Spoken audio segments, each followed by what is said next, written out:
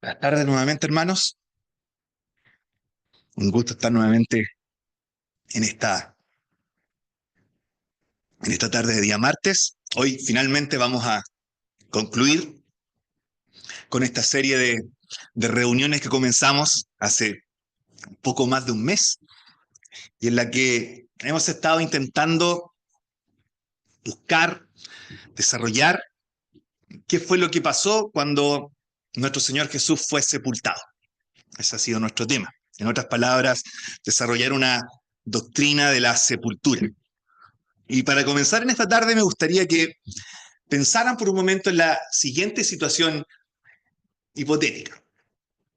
Piensen en un niño que estaba conversando con su papá, luego, un poco después de que la familia ha pasado por una situación triste que es la pérdida de un ser querido.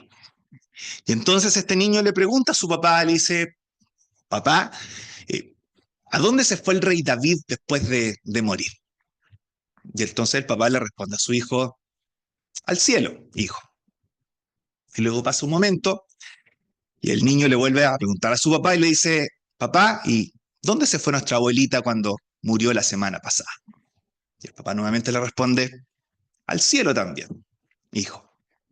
Yo creo que la mayoría de nosotros puede identificarse con esta escena o se va a identificar en algún momento con una escena similar porque después de todo la muerte es algo probablemente lo más inevitable a lo que todos vamos a tener que enfrentarnos alguna vez en la vida. Es algo que si el Señor no viene antes, será nuestra experiencia o viviremos esa experiencia con algún ser querido en algún momento. Es uno de los enemigos más insistentes que el Señor debe derrotar y obviamente por ese lado es una situación bastante evidente aún en el mundo que nos rodea.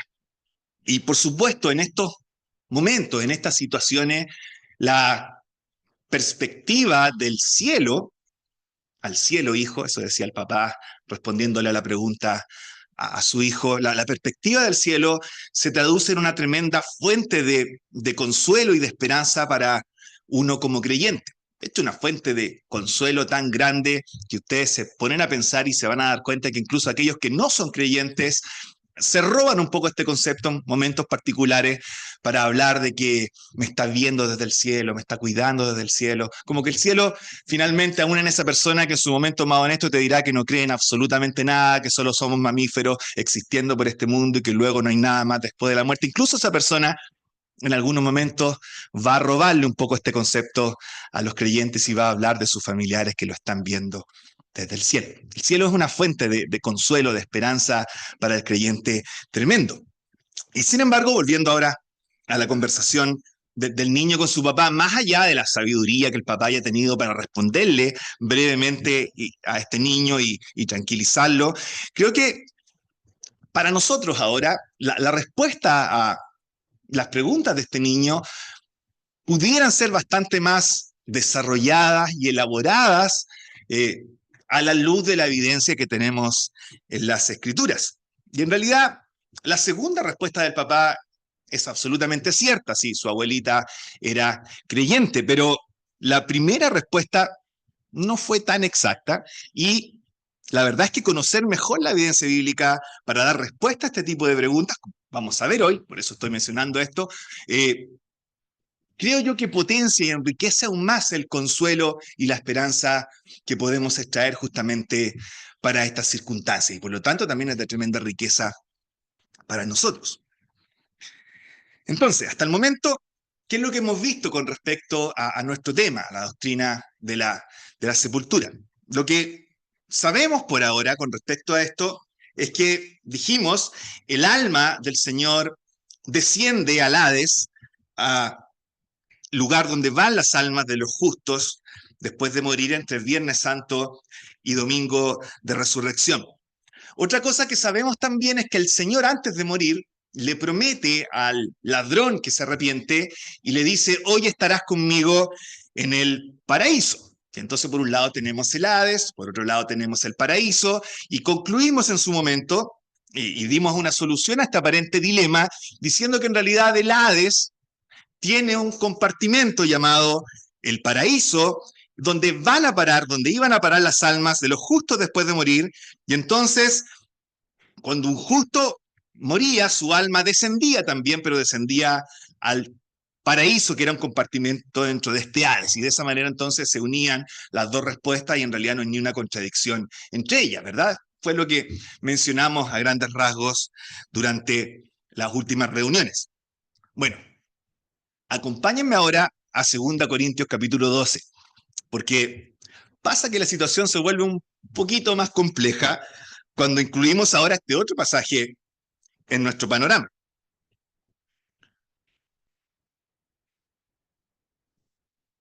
En 2 Corintios capítulo 12, versículo 4, Pablo está hablando acerca de una experiencia que tuvo y él nos dice que fue arrebatado al paraíso, ahí tenemos nuevamente nuestro concepto, donde oyó palabras inefables que no le es dado al hombre expresar. Y entonces tenemos que Pablo va al paraíso y hasta ahí no tenemos problemas. Sin embargo, fíjense un par de versículos antes en 2 Corintios capítulo 12, versículo 2, al final del versículo 2, porque ahí Pablo nos da el lugar donde está el paraíso al que él fue. Y lo que Pablo nos dice es que el paraíso a donde él fue arrebatado se ubica, dice él, en el tercer cielo. Y entonces la pregunta empieza a complicarse, porque tenemos que preguntarnos, ¿dónde está entonces el paraíso? Hasta el momento sabíamos que estaba abajo en el Hades, pero ahora tenemos que Pablo nos dice que él fue al paraíso y ese paraíso estaba en el tercer cielo. Y entonces, ¿dónde está el paraíso? ¿De qué estamos hablando? ¿Cómo se unen estos conceptos? Y obviamente tenemos un nuevo dilema que debemos dar solución y al que debemos dar respuesta. ¿Dónde ubicamos ese paraíso? Para responder a esto, fíjense en otro gran detalle que tenemos que considerar. Fíjense que por un lado, la referencia que tenemos en la Biblia al paraíso como un lugar ubicado debajo en el Hades se encuentra antes de que el Señor haya sido sepultado o descendido y luego resucitado. Está ahí en la cruz. El Señor aún no completa su obra y se nos habla ahí del Hades y el paraíso estando en el Hades. Pero por otro lado, la referencia al paraíso en el tercer cielo se encuentra después de que el Señor haya descendido y luego resucitado. Una referencia, en otras palabras, está antes de que el Señor hubiera hecho la obra de la cruz y la otra referencia se encuentra después de que el Señor hizo la obra de la cruz. Y entonces la conclusión obvia a la que tenemos que llegar es que algo pasó. Algo sucedió, algo aconteció por efecto de la obra de Cristo que hizo que el paraíso pasara de ubicarse en el Hades abajo a ubicarse luego en el tercer cielo arriba. Algo pasó. ¿Qué pasó? Bueno, eso es lo que vamos a intentar responder en estos minutos que tenemos por delante. Y para esto, nuevamente vamos a dividir esta reunión en 3 grandes etapas. La primera etapa, en primer lugar, vamos a buscar examinar qué evidencia bíblica tenemos para dar respuesta a esta pregunta. Vamos a examinar entonces la evidencia bíblica. Luego, en una segunda etapa, vamos a buscaremos levantar una especie de construcción doctrinal a la luz de esa evidencia bíblica. Va a haber una evidencia bíblica que nos va a ayudar a poder concluir cierta idea doctrinal al respecto, y eso es lo segundo que vamos a ver. Y finalmente, en una tercera etapa, buscaremos ver cuáles son las aplicaciones prácticas que podemos ver a la luz de esta construcción doctrinal que hacemos en base a la evidencia bíblica. ¿Queda claro entonces? La evidencia bíblica, la construcción doctrinal y la aplicación práctica. Esas son las 3 cosas que vamos a ver en los minutos que tenemos ahora. Vamos a lo primero. Vamos a ver cuál es la evidencia bíblica que tenemos para responder a esta gran pregunta. Para esto vamos a ir a algunos pasajes que nos van a intentar, al menos espero yo que eso pase, ir dando luz para responder a esta idea y aclarar nuestro panorama. Y el primer pasaje que vamos a ver se encuentra en el libro de Apocalipsis, así que les invito a buscar en sus Biblias el libro del Apocalipsis y vamos a leer en el capítulo 1, versículo 18. Apocalipsis capítulo 1, versículo 18.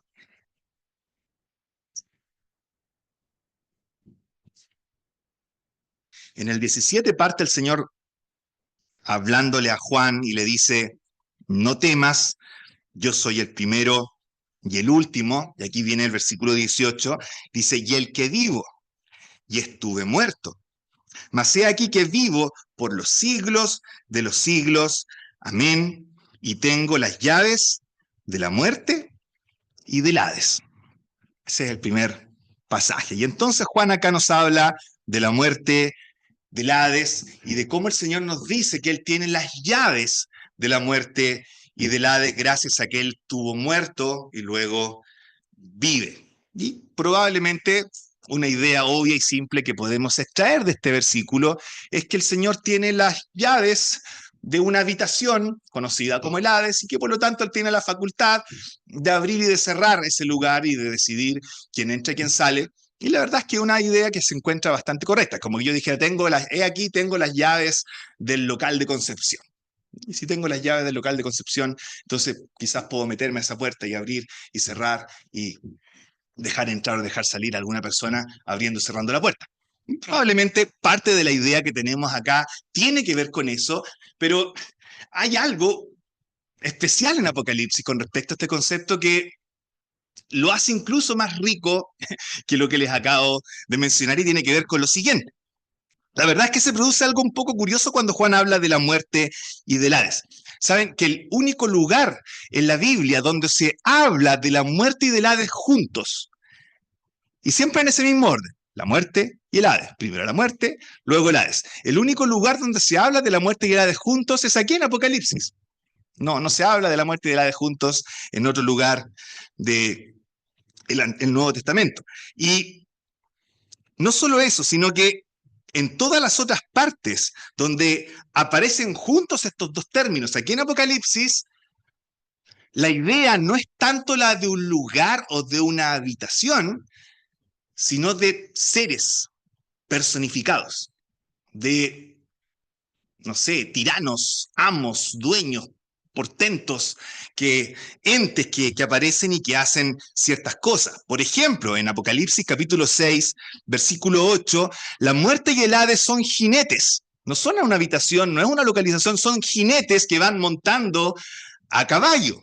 Luego en Apocalipsis 20:14, nuevamente son seres personificados que son lanzados a un lago, al lago de fuego. Y entonces, de la misma forma, siempre que aparecen juntos estos dos, aparte del versículo que acabamos de leer, tiene que ver no tanto con una habitación o un lugar, sino con seres personificados que hacen ciertas cosas, enemigos de Dios. Por lo tanto, aquí la riqueza que adquiere el pasaje cuando pensamos en esto, si acá estuviéramos hablando, como en el resto de Apocalipsis, de dos seres personificados, es que no se trata solamente de que el Señor tenga las llaves de cierto lugar, sino que la idea es incluso más potente, porque lo que tenemos es que hay dos entes que son, por así decirlo, los dueños, los amos, los tiranos, los carceleros. Ellos son los que poseen estas llaves del inframundo y que son capaces de decidir quién entra y quién sale, que en realidad se aseguran de que todos entren y de que nadie salga. Ese es el objetivo precisamente del Hades, como un tirano voraz que busca tragar todo lo que encuentra en su camino. Esa es la imagen que nos da la Biblia del Hades.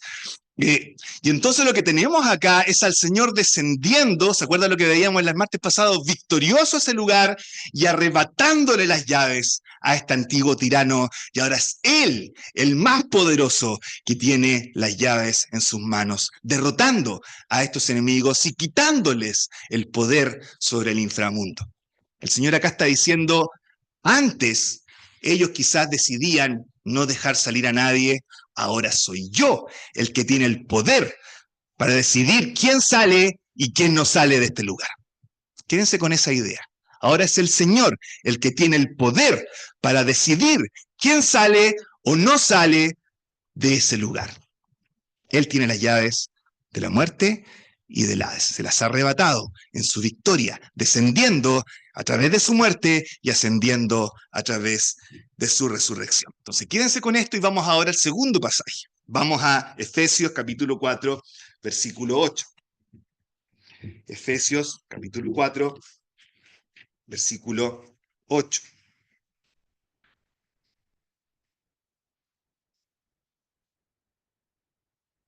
Dice así la palabra del Señor. Efesios 4:8. Por lo cual dice, subiendo a lo alto, llevó cautiva la cautividad y dio dones a los hombres. Y eso de que subió, ¿qué es sino que también había descendido primero a las partes más bajas de la tierra? El que descendió es el mismo que también subió por encima de todos los cielos para llenarlo todo. Hasta aquí vamos a leer. Y entonces aquí hay tres cosas que necesitamos elaborar. Primero, número uno, que el Señor descendió a las partes más bajas de la tierra. Eso es lo que nos dice el versículo 9, ¿verdad? Él descendió a las partes más bajas de la tierra.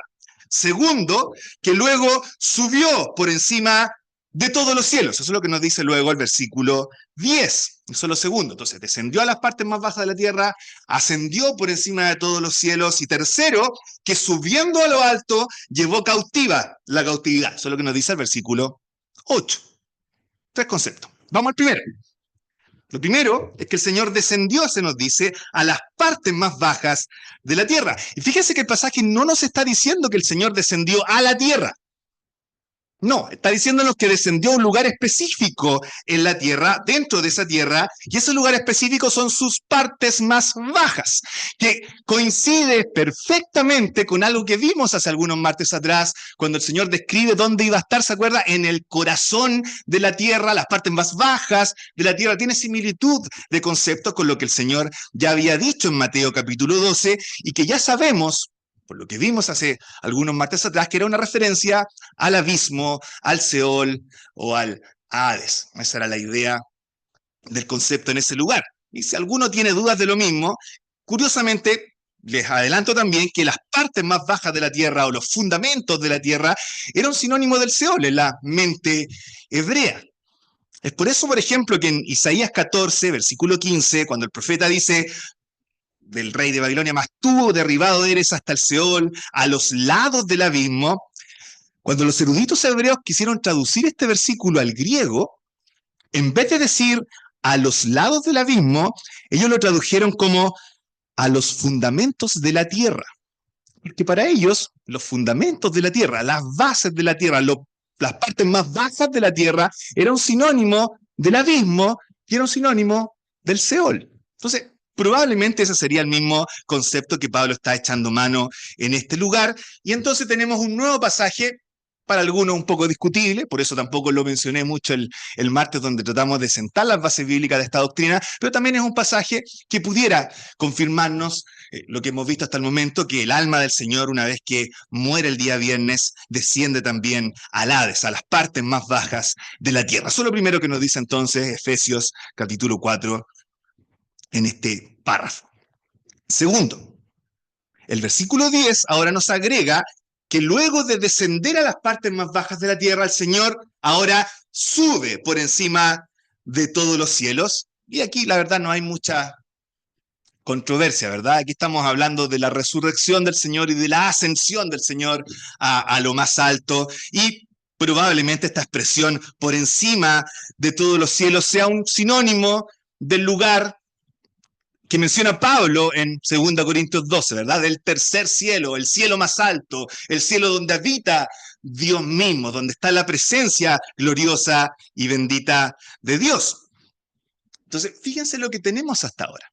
Lo que tenemos hasta ahora es un trayecto, un camino que parte desde lo profundo del Hades, desde las partes más bajas de la tierra, desde ese lugar donde estaba el paraíso, a donde fue el ladrón arrepentido que se nos muestra en Lucas capítulo 23.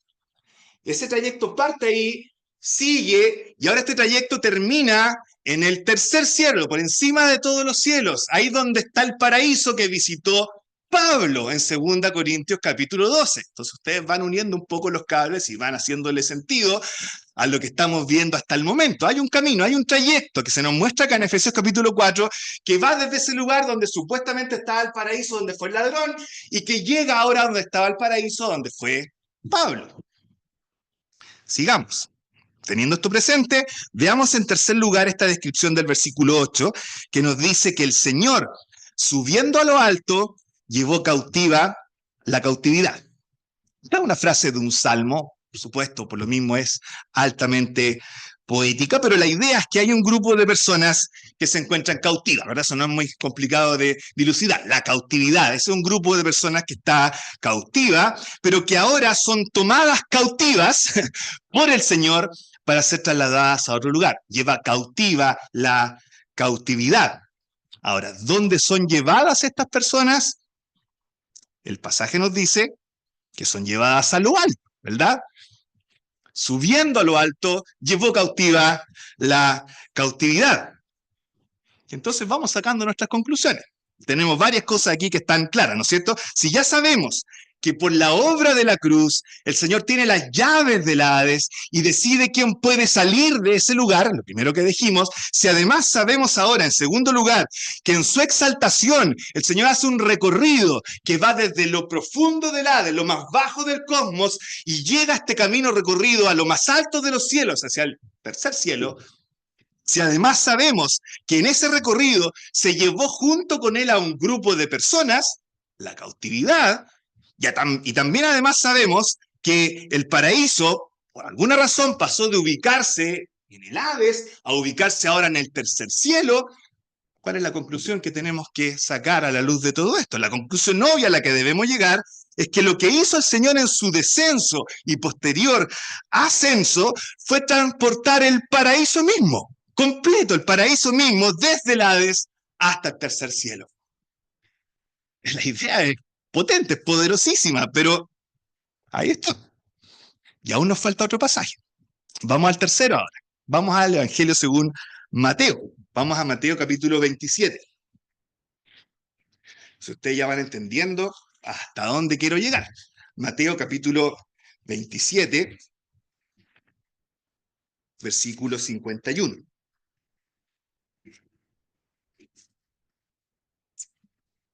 Mateo capítulo 27, versículo 51.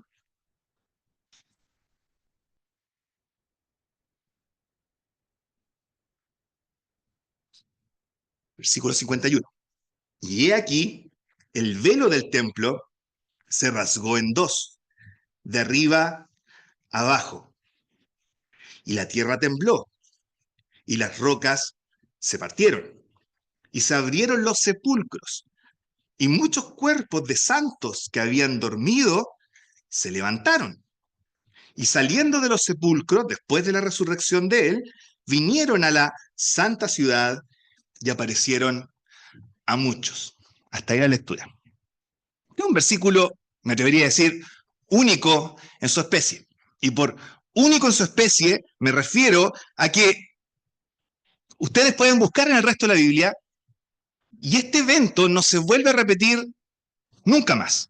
Está acá y no vuelve a aparecer nunca más. En ningún otro evangelio, en ninguna de las epístolas, vuelve a aparecer esta idea y este evento que acabamos de ver acá en estos versículos. Y la verdad es que resulta bastante extraño que no se vuelva a mencionar, ¿verdad? Por el impacto que debe haber significado ver a personas muertas aparecer vivas dentro de una ciudad. O sea, es para que se repita varias veces, que apareció esto, que se dio esto, y entonces hay de repente teorías que se pueden dilucidar a la luz del pasaje, que en realidad algunos dicen que no es real, que es como un símbolo nomás.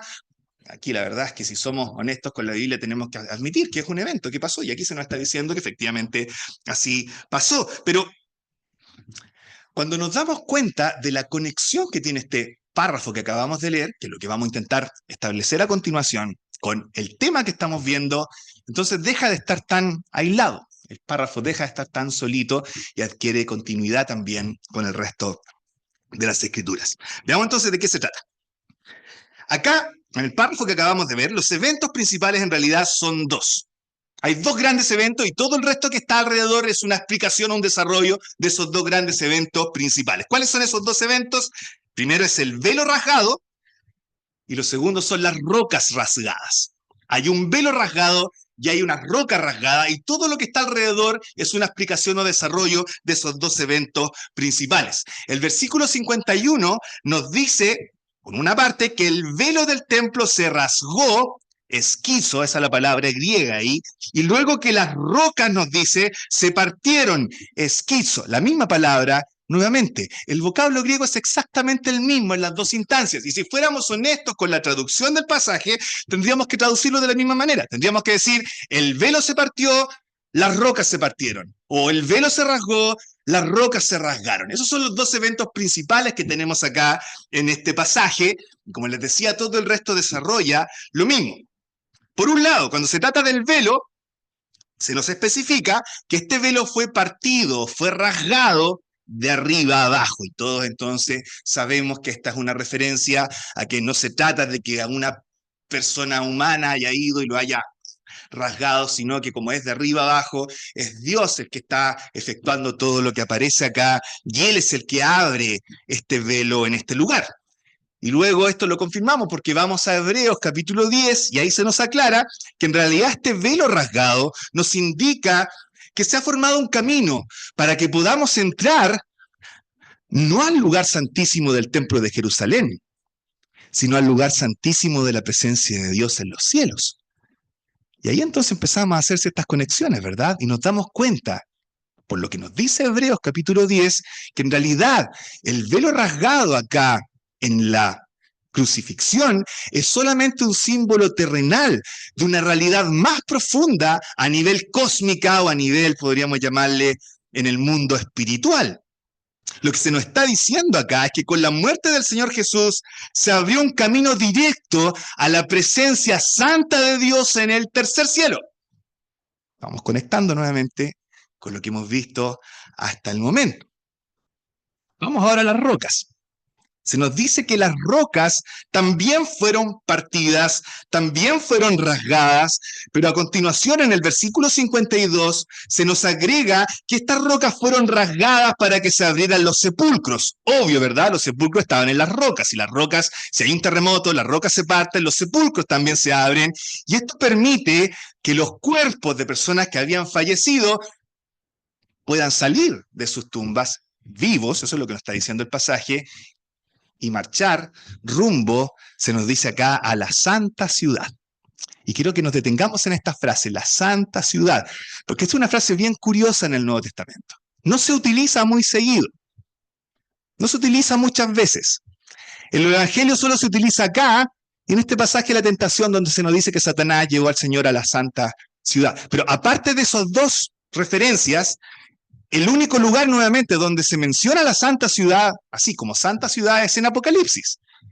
Y en Apocalipsis, cuando se habla de la santa ciudad, nunca es para hablar de la Jerusalén terrenal, la capital del Estado de Israel.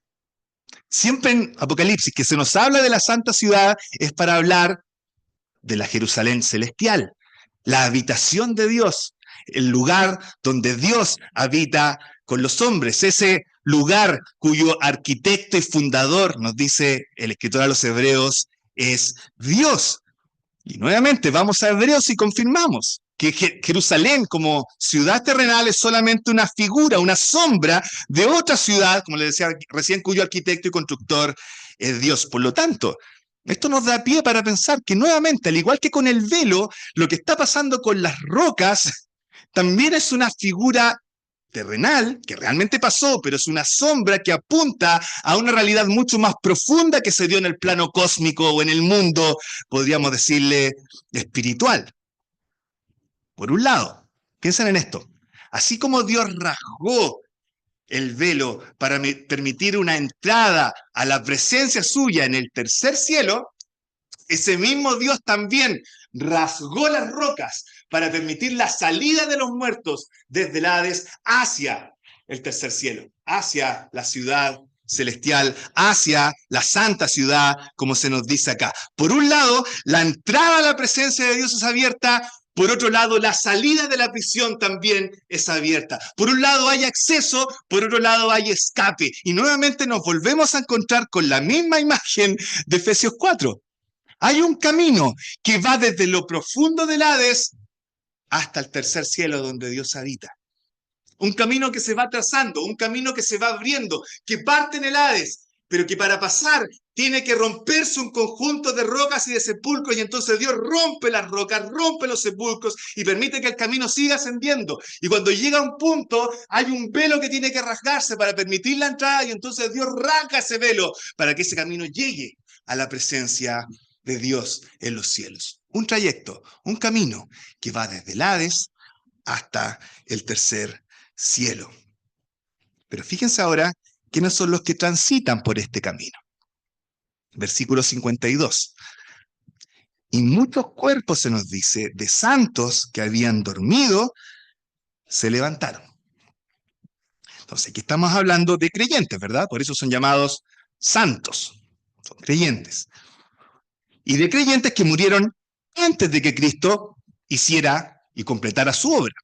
Habían dormido. Antes de que el Señor muriera, estos creyentes ya habían muerto. O sea, estamos hablando acá de los santos del Antiguo Testamento, ¿verdad? Todos aquellos desde Adán en adelante que creyeron en Dios, confiaron en Dios, como Abraham, como David, como Job, que obviamente vivieron una vida de fe, pero que murieron antes de que el Señor viniera y efectuara su obra. Los santos del Antiguo Testamento. Esos son los que se mueven de un lugar a otro. Obviamente acá en el pasaje mismo no se trata de que todos los santos de todo el Antiguo Testamento se hayan levantado y hayan visitado en masa Jerusalén.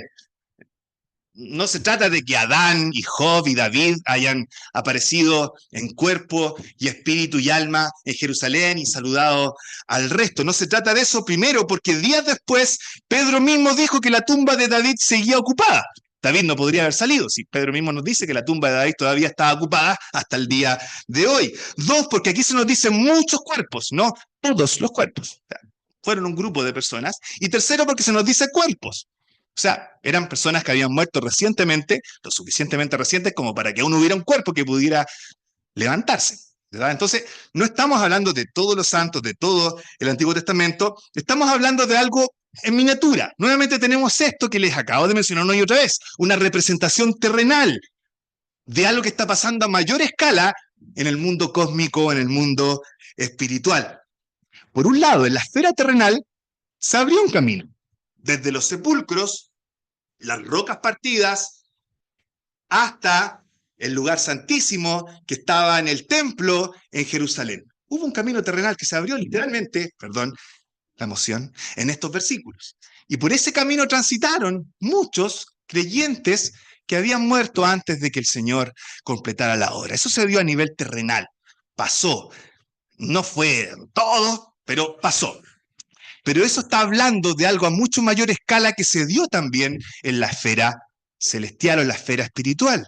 Y es que el Hades mismo es roto en sus puertas por aquel que tiene las llaves del Hades para abrir las puertas, tomar a los suyos, llevarlos directamente hacia el lugar santísimo cósmico que es la presencia de Dios en el tercer cielo.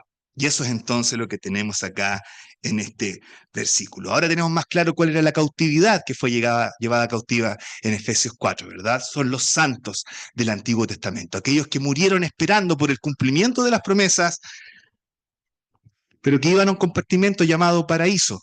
Y ahora el Señor toma ese paraíso con todos sus habitantes y lo traslada desde el Hades hasta el tercer cielo. Eso es lo que nos muestra, o lo que podemos concluir a la luz de la evidencia bíblica.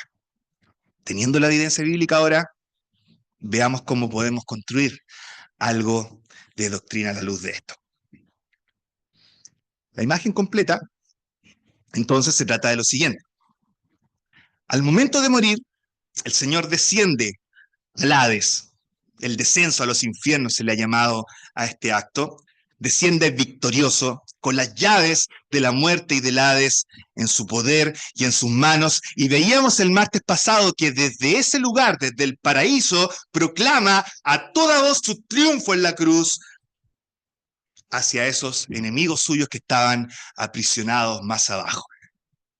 Eso lo vimos el martes pasado. Ahora, quiero agregar algo que es más lógica que otra cosa, pero que puede ser, de aquí es donde usamos un poco de nuestra imaginación santificada, como le ha llamado un hermano, para pensar en lo que pasó en ese momento. Imagínense ustedes la explosión de alegría que debe haberse producido en el paraíso mientras el Señor estaba proclamando su triunfo a los enemigos allá abajo en el Tártaro, a los espíritus encarcelados de los demonios que no guardaron su lugar y que fueron guardados en prisiones de oscuridad. Imagínense, porque esto no solamente lo escucharon esos demonios, la voz se escuchó potente y probablemente los santos del Antiguo Testamento deben haber escuchado la misma noticia. Imagínense la explosión de alegría que debe haberse producido en sus corazones en ese momento. Cómo se deben haber reunido alrededor del Señor para escuchar más de cerca todo lo que Él estaba diciendo ahí. Y piensen ustedes en lo que pasaría por las cabezas de ellos en ese momento mientras el Señor anunciaba su victoria definitiva en la cruz. ¿Qué habrán pensado? Piensen ustedes en José, preguntándose y ahora dándose cuenta. Por eso el Señor permitió que pasara todos esos años en la cárcel, esperando a que lo que los hombres propusieron para mal, Dios lo encaminara para bien. Era solamente una sombra de lo que estoy viendo ahora, del Señor metiéndose en la misma cárcel para luego salir victorioso. Lo mío fue solo una figura, lo real es lo que está produciéndose ahora. Imagínense a Samuel pensando también. Por eso el Señor permitió que el arca fuera dejada ahí en el templo de Dagón, en el nido mismo de la maldad, para ahí derrotar en su propio lecho, en su propio lugar al enemigo y luego salir triunfante. Era solo una sombra de lo que el Señor está haciendo ahora, bajando a lo más profundo para salir triunfante de ese lugar. Piensen en lo que habrá pasado por la cabeza de Daniel. Por eso el Señor permitió que me metiera a ese foso de leones, lugar oscuro, delante de todos mis enemigos, para triunfar y salir victorioso de entre medio de mis enemigos. Era solo una figura en mi vida de lo que Él está haciendo en este lugar. Y entonces quizás Jonás también habrá mirado y habrá dicho, mira, cuando estuve en el vientre del pez fue más que una simple lección de humildad. Es lo que está haciendo el Señor acá. Y quizás Mardoqueo mira y dice, sí, entiendo ahora que muchas veces cuando el Señor parece silencioso, Él está actuando a favor de los suyos como lo está haciendo acá en este lugar. Y ahí están todos escuchando, pensando, meditando, hasta que de repente sale el sol y es domingo. Y entonces el Señor con sus manos victoriosas, tomando las llaves del Hades, abre las puertas del Hades de par en par y luego en su resurrección y posterior ascensión toma el paraíso con todos sus habitantes y se lo lleva directo a la presencia de Dios en el tercer cielo. Y entonces ahora el paraíso ya no está más en el Hades, ahora está en el tercer cielo. Y es por eso que Pablo puede decir, fui llevado al paraíso, al tercer cielo, donde oí cosas que al hombre no le es dado expresar. El Señor lleva cautiva la cautividad, se llevó a todos con Él, no perdió a ninguno. Un hermano decía, es como si el Señor hubiera tomado el amor de Dios, lo hubiera sumergido en lo más profundo del cosmos y hubiera abrazado con ese amor a todos los suyos del Antiguo Testamento para llevárselos con Él al paraíso en el tercer cielo.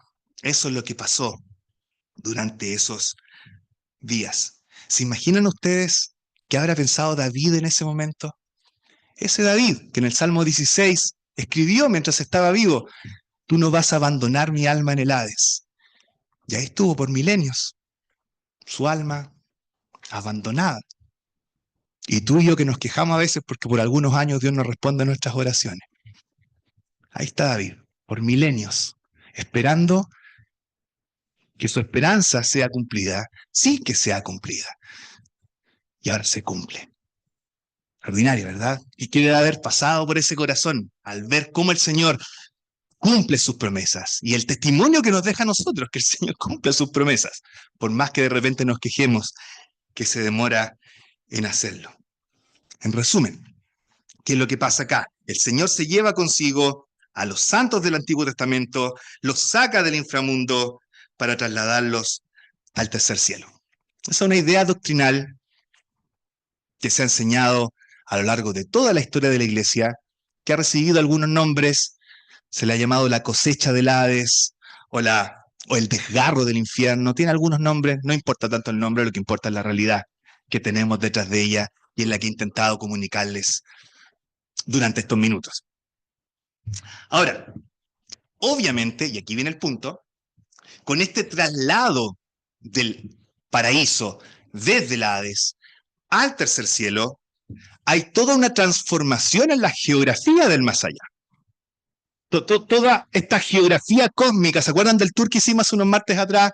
Al más allá, y hablábamos de cómo se distribuía. Bueno, ahora no sirve para nada eso. Bueno, sirve para tener un valor de referencia, la verdad, pero ahora, con la obra de Cristo, todo eso ha sido remodelado, todo eso ha sido reconfigurado, y ahora el más allá es distinto a como era antes de la obra de Cristo. Lo que vimos hace algunos martes atrás es cómo era el más allá antes de que Cristo completara su obra, al momento que Él desciende.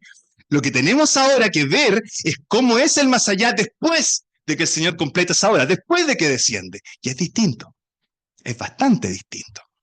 Y este es el punto que quizás nos afecta más a nosotros, porque si el lugar es distinto, si la geografía es distinta, entonces nuestras expectativas después de morir también son distintas a los de los santos del Antiguo Testamento, no son las mismas, porque la geografía del más allá no es la misma.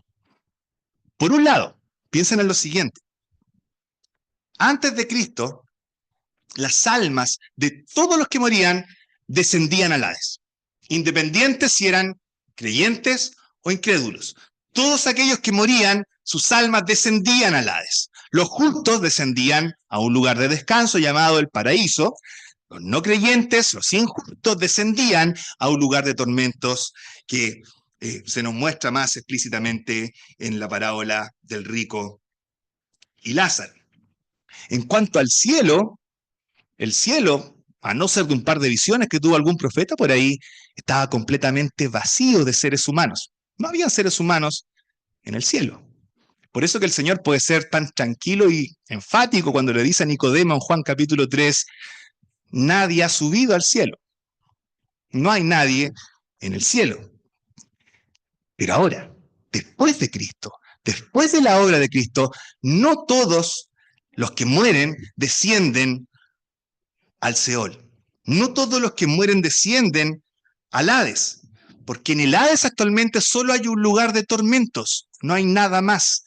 Ya no hay seno de Abraham, ya no hay paraíso, ya no hay un gran abismo, una gran cima entre ustedes y yo. Eso ya no existe. En el Hades actualmente solo hay un lugar de tormentos. Y los únicos que descienden a ese lugar actualmente, después de que el Señor complete su obra, son aquellos que no han aceptado a Cristo como su Salvador para ser atormentados en ese lugar, así como el rico estaba siendo atormentado, y esperar por el juicio final, cuando van a ser resucitados y en cuerpo y alma serán lanzados por toda la eternidad a un lago de fuego.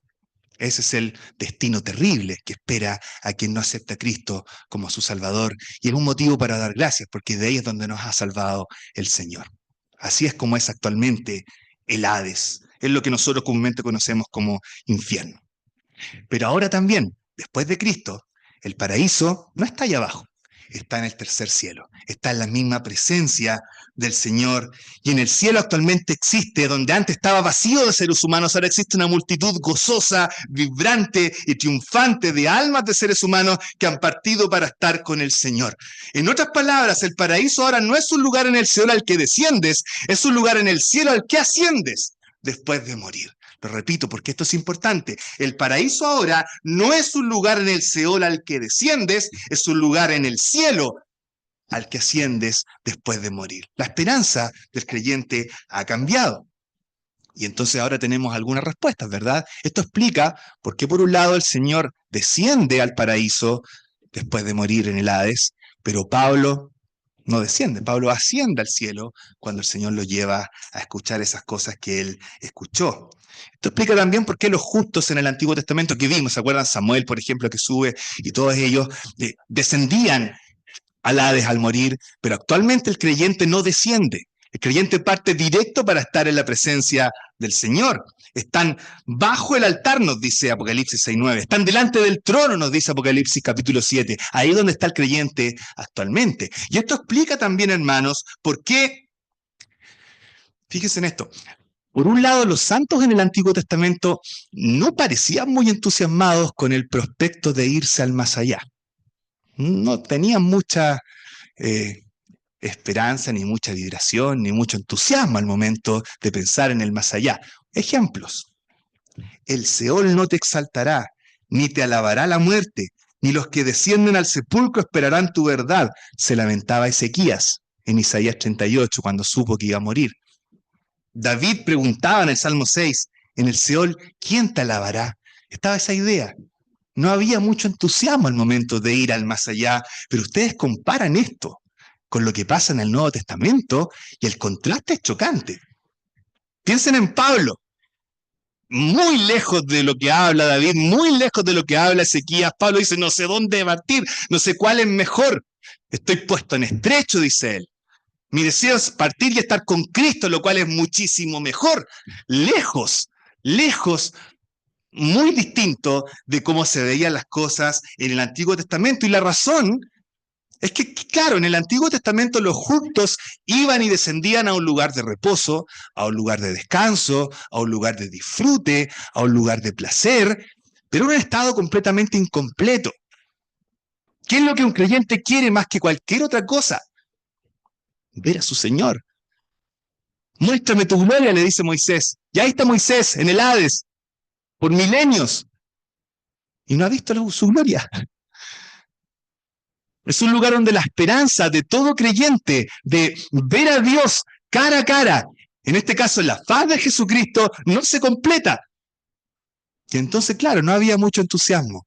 Qué distinto es ahora para el creyente, que parte para estar directo con el Señor y disfrutar de su presencia, del rostro de Dios en la faz de Jesucristo y de su gloria directamente después de morir.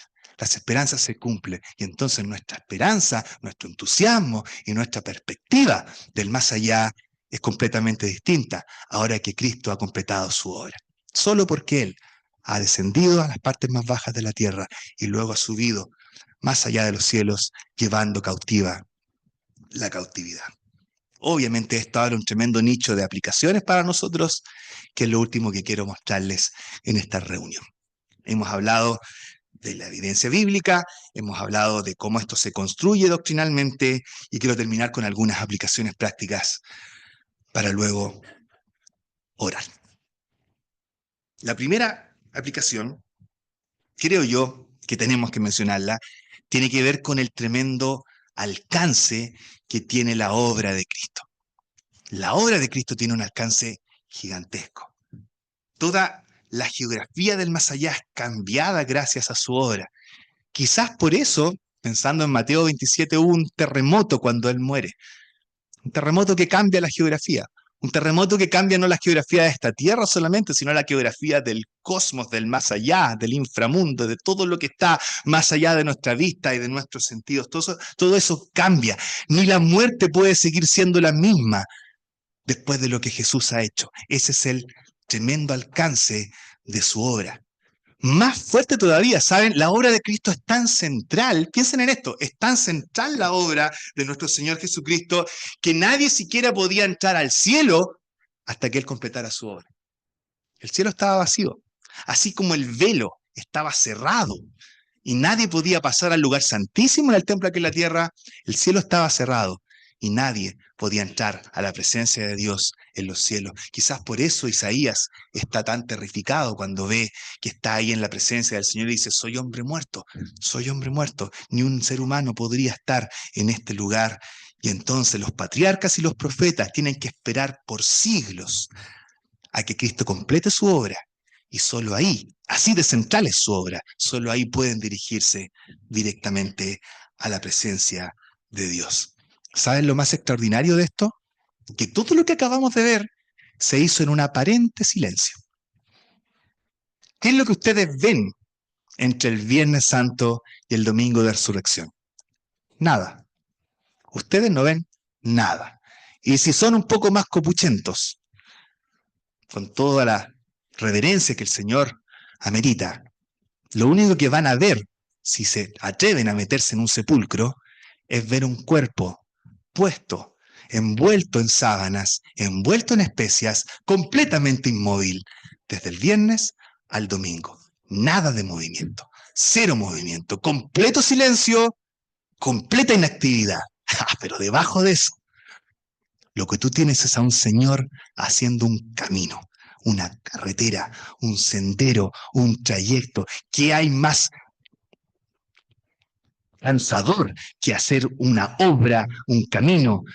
Y no un camino desde una ciudad a otra ciudad, un camino que va desde el Hades hasta el tercer cielo. En el supuesto silencio, el Señor está cumpliendo con todas las expectativas, con todas las esperanzas de santos, de todo el Antiguo Testamento, en un solo momento.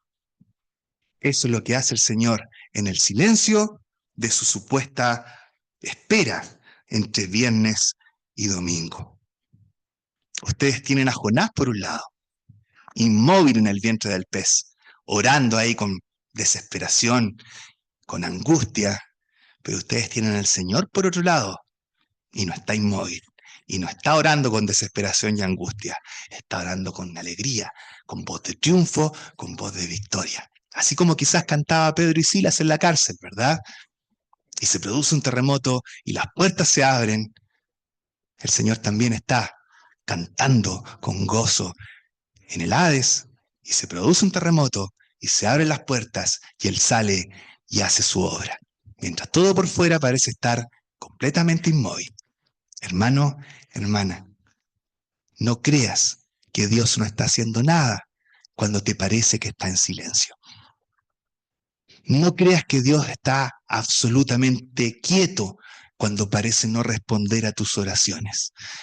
Tú no tienes idea de lo que en ese momento que a ti te parece que no pasa nada, pueda estar haciendo Dios a tu favor. Dios puede estar haciendo 1.000.000 de cosas por tu bien en ese momento en el que tú piensas que Él no está haciendo nada, porque nuestro Dios es demasiado grande para ser abarcado solo por nuestros sentidos.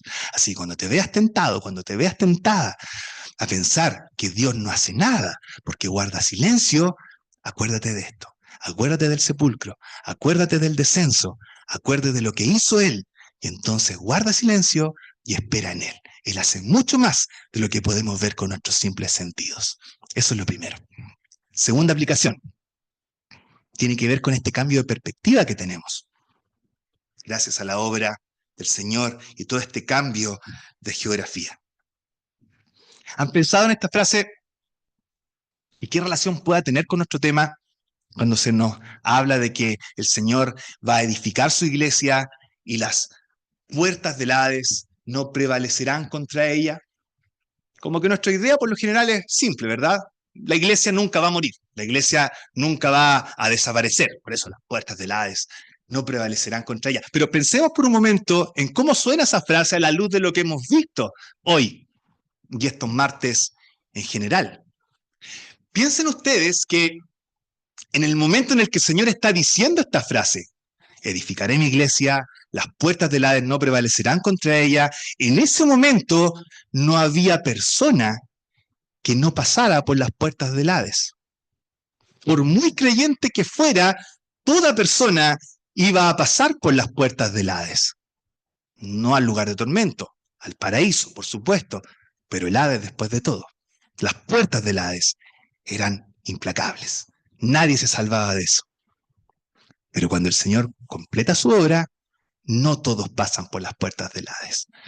Hay un grupo de personas que son tomadas y llevadas directo a la presencia de Dios sin tener que pasar por las puertas del Hades. Y desde que la iglesia se fundó en Pentecostés, no ha existido ningún miembro de la iglesia, ni nunca existirá, porque ahí parte la iglesia. Nunca ha existido un miembro de la iglesia que conozca cómo se ven las puertas del Hades. No existe, porque Dios se ha encargado de tomar a los suyos y llevarlos directo a su presencia. Efectivamente, las puertas del Hades no prevalecerán contra la iglesia. Y esto, hermanos, es de tremendo consuelo para nosotros, cuando quizá la situación más decepcionante que pueda pasarnos como iglesia acontece, que es la muerte de uno de nuestros miembros del cuerpo de Cristo. Aún con toda la pena, aún con toda la tristeza, aún quizás con toda la desolación que pueda haber en nuestro corazón, hay esperanza. Porque en cada muerte de cada creyente, el Hades se ha quedado con las ganas.